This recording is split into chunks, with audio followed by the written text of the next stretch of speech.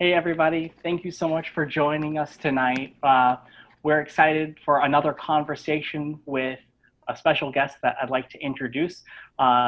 This guest just played on our new album, is featured on our new album, Everybody Wants to Rule the World. It is out now worldwide on Arbor's Records. And today we're going to be speaking with Grammy nominated, a virtuosic Brazilian guitarist. He's performed in more than 60 countries all throughout the world. He has probably over 26 albums to his name. He's collaborated with Gilberto Gil, Joao Donato, Toquinho, Stanley Jordan, Lewis Nash, Jeff Hamilton, John Clayton, Wycliffe Gordon, Terrell Stafford, Cyril Ame, Dick Hyman, Ken Poplawski, Osomdu Jazz, and La Lucha.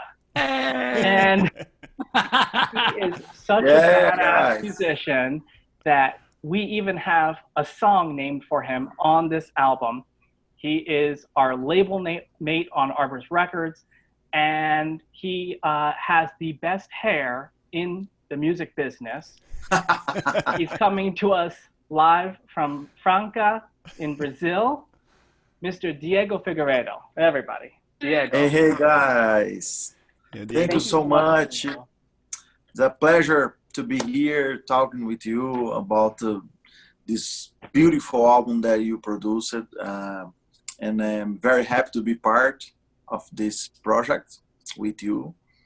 And so the distance now make us to do this, like the videos and this talking. I am in Brazil right now, and you are in the United States. So, but I'm happy that we can have this conversation and talk about your new album. That's really nice, and I'd like to thank you, Alejandro, for composing that song, Samba for Diego too. Oh, that's thank you, really Diego. Nice song. Yeah, this track, it closes out the album, and everybody that I've spoken to so far says it's a great way to end the record because we did this Brazilian chorus where it just, the instruments drop out and it's percussion and vocals, and everybody that was in the studio just sang. We just sang the melody. And but you had already gotten onto a plane. You were driving. Exactly. I'd love to be part on this choral, but I had to go. I remember. But what happened? What syllable do we use? We don't know what to sing. You're like, I remember. Yeah. Yeah. Ken called you. That. We're like, what do we sing? Like, well, it's called The Expert, so Ken immediately let me call Diego. No, what was I can't remember. It was la la, no, not la la la. What was it? Was da da da da da. Yeah.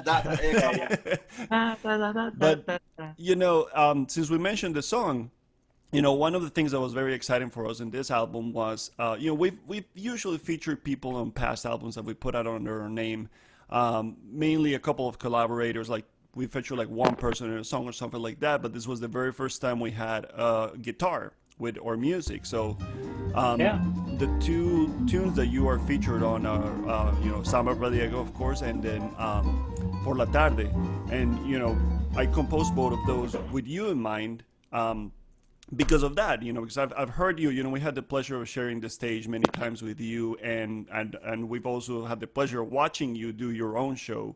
And I know you always talk about different Latin American styles within your music. So it was very cool, the Por la Tarde kind of had that bambuco feel to it. And then for the sambas, we love Brazilian music. We just, growing up in Colombia, I was exposed to it, obviously not in a very direct way, but it was part of the Latin American culture, even though they're very different. But, for me, it was kind of a great inspiration to be able to have you, who is one of the great exponents of Brazilian music and jazz, and it was just a dream come true for us to be able to have you on the record. And one thing that was very cool was the studio, when we were in the studio, was a really fun, it was like a really relaxed moment. It was for us, we were very, very comfortable. We felt very at ease with everything that was going on. And I remember you said one thing to us, because you just released that you've done a couple of records with Ken Peplowski, but Yeah. Ken produced the album. And one of the things that you guys said was like, we always like the first or the second take at most. You keep it very. So what's kind of your approach when you go into the studio? What's your mentality? What's your view of what makes a good take? Yeah, it's very interesting. If I'm not wrong, I think the two songs you recorded, I think it was the first take. Yep. If I'm not, I can. They were. Yeah, I think absolutely. I think we recorded 1 or 2 takes maximum. I think so. Mm-hmm. Yeah. Actually, we know what we had a rehearsal, but not just to see the form of the song, but during the record, we really could express or put whatever we want on the song. So listen everybody. And the other good thing that I like is we recorded live. So yeah, we listened everybody live, and we could feel what everyone was doing.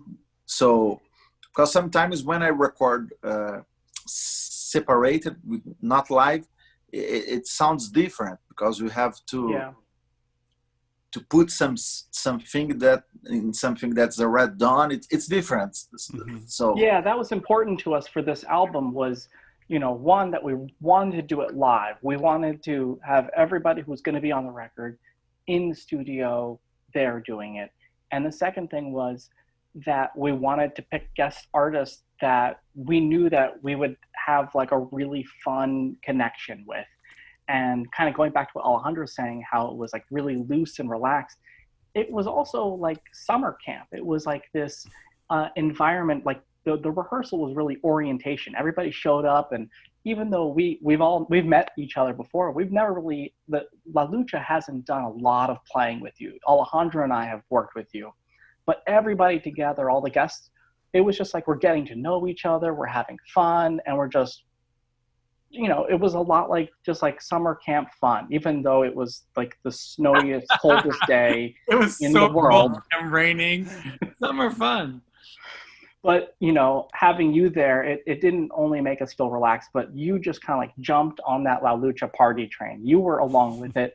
And it wasn't just like at rehearsal and at the sessions. It was at the hotel. It was going out at night, eating breakfast in the morning. Like you were in it like 150% with us. We were everywhere together. And I thank you and love you for that. Yes.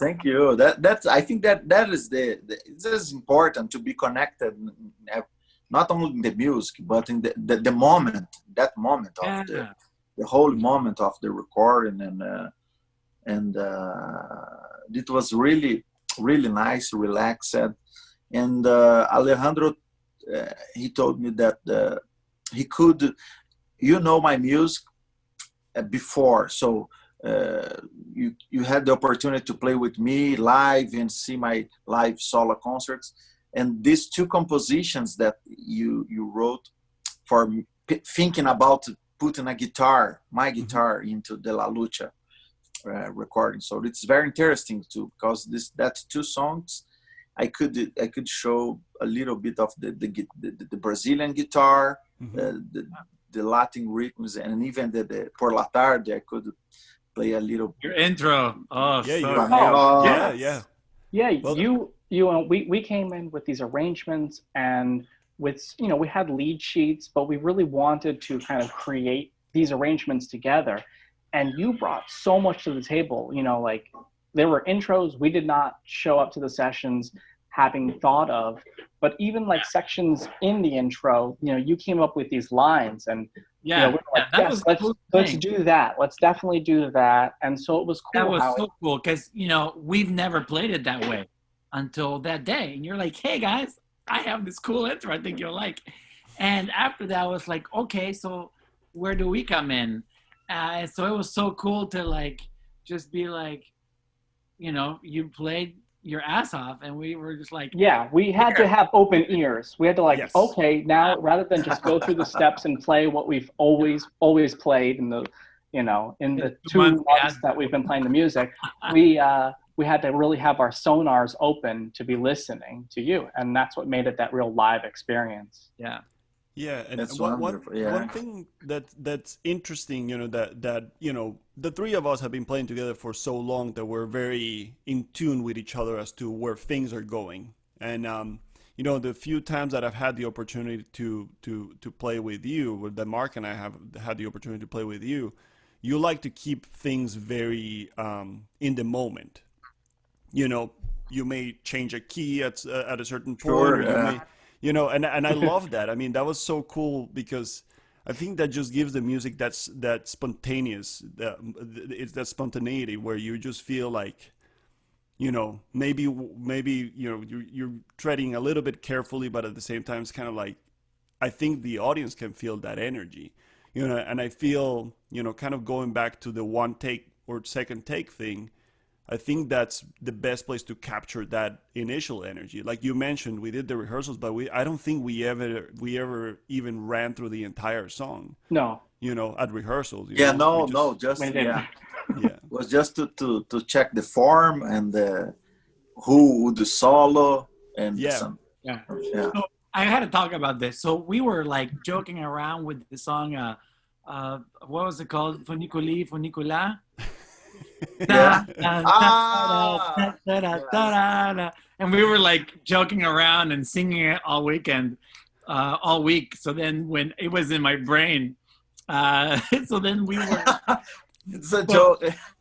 So in Por la Tarde, Ken was like, "Hey man, I want you to your solo. I want you to go out, like outer space, like this cat right here. Like just go to outer, Yeah. just like come back at some point, and we'll play the song out."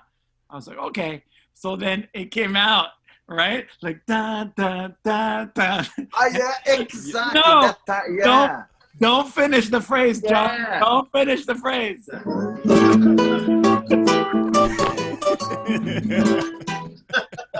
Yeah. That's great. That's great. That Now- part, yes, you remember that. When But that happened, go ahead. Did you think about that, or was It came out. spontaneous?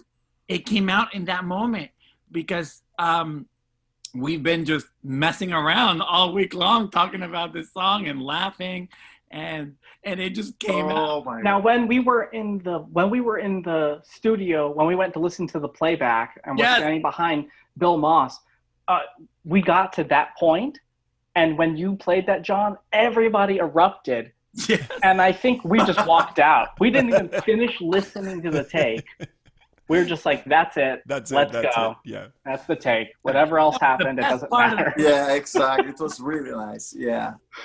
You know, And, it's one of those things that, like, you know, I know for me, and I think we've talked about this as a trio, like, you're never going to be at 110% with your take. Something is always going to happen, or there's always going to be some mistake or something happen. You know, like on Por la Tarde, I dropped my stick twice, and Ken was like, "Trust me, that's the take." And we talked about that in a previous conversation with him. Yeah. And so there was just this blatant, honest trust with you as well, which was anything could happen. It can go anywhere. You know, if I dropped out, you just kept it going. And that's just like how you kind of always run your music, which is just go with the flow. Whatever happens, happens. There's no wrong notes. You know. Yeah. yeah. I And don't have a question. That's just a comment. I don't know where it went. Well, Yeah. you know, Well, one thing. it's true. I think that all the ways that you could like, we had the opportunity to do all together this in New York. So since now we have to thanks Rachel for help and for Yes. this connection all together, record at the same time. So it's really nice to be in that moment. And I remember we stay at the same hotel. It was nice to create that atmosphere before the recording, and even in the studio. and all the other guests. That's fantastic. I think that the CD is really beautiful to listen with different, very different songs that attractive, very attractive. So, and thank you. we So can Melissa, I want to Houston. Yeah, Houston. Chuck was there as well. And had Chuck, you and Chuck played together before? Had you worked We played together? a concert before. Okay. Just live, so it was our first recording together. Okay. And the vibes there was really beautiful. Yeah. Let me ask you guys, how did you guys meet Diego? When did you guys first meet and play together? Before we even met, we had been listening to Diego. Alejandro's like, I just found these rare Brazilian recordings, and there is one record that stands out. It's this guitarist named Diego, and the record was Dadiao. Was it Dadiao? Dadaio. Dadiao, yeah. Dadiao. With trio. And Robertinho Silva. Oh my gosh, yeah. It's like listening to like the Keith Jarrett trio, Brazilian style on guitar. You know, before that, we were listening to like classic Brazilian music and bossa novas. But then Alejandro laid this recording on us, and we were like, wait, hold on. You can do this with Brazilian music? And so we had listened to this, and then Alejandro and I are playing in this group based in St. Pete called O Som do Jazz, which is led by David Manson. And he, you met, how did you meet Manson? Did Manson call you, or did you meet in Gainesville? I think David called me to participate in that project. Okay. His project. So that was the first connection. So David Manson and O Som do Jazz mentioned your name at a rehearsal, like, hey, we're gonna have this Brazilian guitarist join us, Diego Figueiredo. And Alejandro and I were like, oh, we know Diego. Yes, we know Diego. And so we started playing concerts every few months when you were in the States or when you were traveling in the United States with O Som do Jazz. And we would get these pockets. So we did a bunch of these shows where you would play with the group, and then you would play solo, and then you asked Alejandro and I at some point to do trio, or on intermission, you know, or at sound check we were playing trio stuff. We were just kind of messing around, and we just kind of kept in touch. And John, being, you know, an extension involved with Alejandro and I, we had it, you know, we had it planned that at some point we were gonna make a record and we were gonna have Diego on it. Like, it was, you know, this was before we even had this, you know, had this record planned with Arbors. Like, we knew that we wanted to make this happen. Yeah. How long was the first concert? Do you remember? Maybe 5 years ago? Maybe. Yeah, probably. Yeah, I think somewhere along those lines. This Between year, and then I see you again. I saw you many times in the Sarasota Jazz Festival. Yes. And then in other concerts around too. Yeah, and I remember, I think that's where we talked about it when we saw you at the Sarasota Jazz Festival in 2019? Yes, 2019. And we got a chance to talk, because I think that's the first time you had seen the three of us playing together. And we were talking, we were like, oh, we should do a concert of La Lucha and Diego Figueiredo before we even knew about the record. You know, so you know, it just happened to be that at some point, you know, thanks to Rachel and as we spoke with Chuck, you know, we were given the opportunity to do this, and we're like, first person, we said, like, you know, we had Chuck, of course, because he was a catalyst to make it happen. And we're like, okay, Diego, we need to have Diego on this. You know? So that's great. Yeah. So I'm really happy to be part of this project. And how long the CD is on digital platforms right now? Yeah. It's on. It was released officially June 12th. Yeah. June 12th. Yeah. So couple days, 10 days.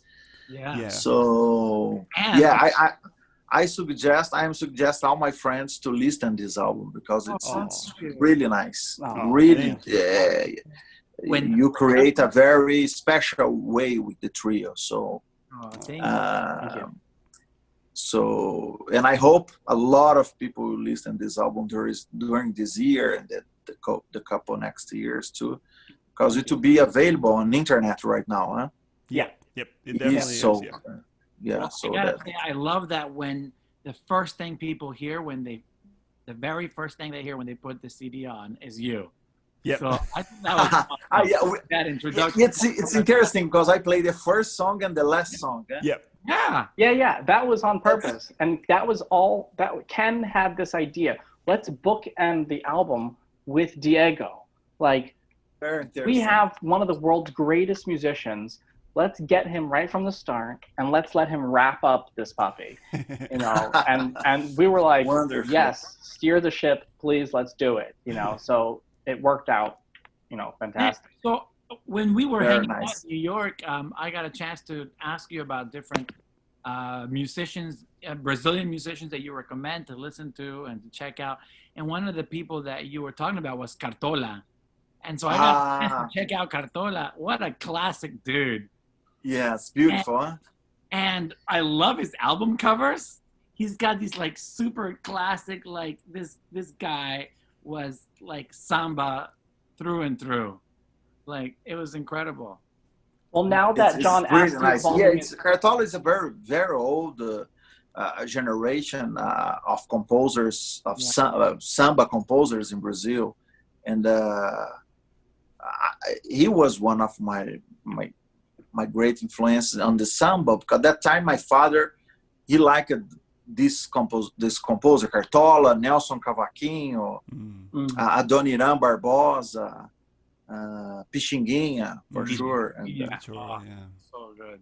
Well, now that John asked you of all the musicians that they should listen to, would you like to list a few Brazilian musicians people should not listen to? Please, we have a large audience that wants to hear. No, I'm just kidding. Yeah, no. You know, it's in a way, it's like you are a Brazilian musician, and somehow you're kind of put into this category of, oh, I have to play Brazilian music, like classic Brazilian music. It would be the same as if you're saying, oh, I'm an American musician, therefore I play jazz, which is not always the case. You are a Brazilian jazz musician. In addition to playing Brazilian jazz and kind of classic Brazilian music and sambas and bossas and, on kind of all of those styles, are there other styles of music that you really enjoy playing and stretching out that, maybe people wouldn't necessarily put you in that box? And when you first started playing guitar, was guitar your first instrument? And did you start with like the Brazilian, canon? Yeah, I start with the mandolin, together the guitar, mandolin and guitar. So, but yes, I see the jazz not only as a style. Mm-hmm. It's for me. It's like it's a freedom to do any creation, whatever you want to do with any kind of music. That's the way I think about jazz. And the improvisation don't need it to be necessary just melodies, but could be an harmonic improvisation and rhythm improvisation. Everything that you can improvise in any kind of songs. I love boleros too. My mom loves bolero, and I listen to a lot of boleros. So even when I play boleros, I change the harmonies, I improvise. So I make the bolero a jazz bolero. So that's the way I like to play this way. Even classical songs, sometimes I chant the classical songs Absolutely.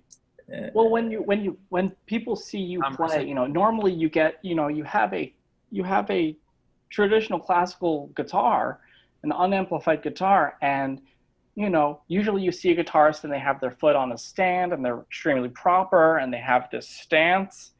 But when they see you, you're moving all over the place. Like I'm watching you saying, how is he getting a sound out of this thing, out of this box?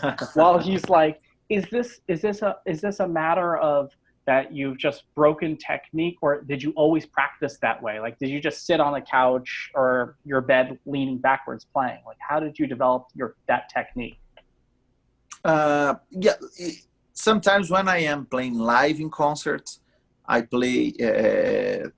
I even play with my body, with the movements, and with much more expression in my body than like a recording, for example.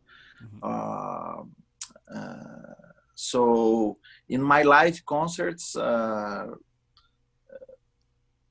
I try to play the music and my whole body transform into the guitar. It's one thing, just one thing. So it's something that I cannot explain technically what I do with my body and the guitar, but that movement, it's kind of the energy that I chant with the audience. It's something that happened. It's just different than I just studied like the technique of the guitar. It's one thing, but when I involve the whole body with the guitar, it's kind of it's more intense when I play like that way. So I want to do a few quick questions before we wrap up. First quick question is, can you give us your hair tips? Everybody really wants to know. I want to know. John wants to know what do you do to your hair? How do you keep it the way it is? You know, this is really what people want. A lot of people ask about that. This is my natural hair. I used to keep this hair like that since 2005. I was 25. I'm 39 now. And so more than 10 years like this style. Sometimes it's much bigger than this. Sometimes it's less. Sometimes I cut a little bit. But I don't use any kind of shampoo. Just shampoo to clean, but no cream, no conditioner. Yeah. And then my second lightning question is, let's talk about your fingernails for a moment, because, you know, only your right hand only is your right hand prehistoric. So please, let's talk about that. Your claws, are they real? Yeah. And how do you maintain them? Because I have bad habit of keeping the world's shortest fingernails to the nubs. This is real nails. I'm lucky that my nails is really strong. I use this polish nail. It's a 7 layers, 5 layers, different polish nails that keep my nails very polished. So the sound is very soft when I use it. Yeah, and I know you're serious about your nails, because I remember we were out to dinner one time, and you left for a moment, and you were gone for a little bit, and somebody said, "Where did Diego go?" And another person said, "There's a nail salon that's next door. He may have gone there." That was just a joke. That's not a real story. It's not a real story. So we have no. It happens, Arad. It happens with me. When I broke one nails during a concert in Rio de Janeiro, I had to find a salon to make one of these. Oh wow! Are you serious? Wow, that's just once, but yeah. That's how it is important, the nail. Yeah. So, Diego, thank you so much for being here with us. Like as we said all throughout the interview, it was an incredible pleasure for us to be able to have you on our recording and you know, count you as a friend and as a fellow musician. It's just a dream come true for us. You just finished a record, I believe, recording, right? Do you know when it's going to come out yet or not? Do you have a specific my record probably in 1 or 2 months. I am recording I am releasing 2 albums Rachel decided to do the 2 albums. So one is a compilation of some album, and the other one is the Antarctica one that I composed in that trip that I went to Antarctica. So I'd say in 2 months, I think the 2 albums will be online too. Perfect. So I will put a link on the video that you can check out where Diego is and check out everything that he's doing. So please follow him. And thank you, Diego. Buy his records, listen to him, follow him on social. Thank you so much for being with us. You're the best. Thank you guys so much. Diego. It's a pleasure. Yeah, I'm very happy to be part of the La Lucha CD, and I deserve you all the best for you. Thank you. Thank Hope you to so see much. you soon. Yes. Stay safe. Bye, guys.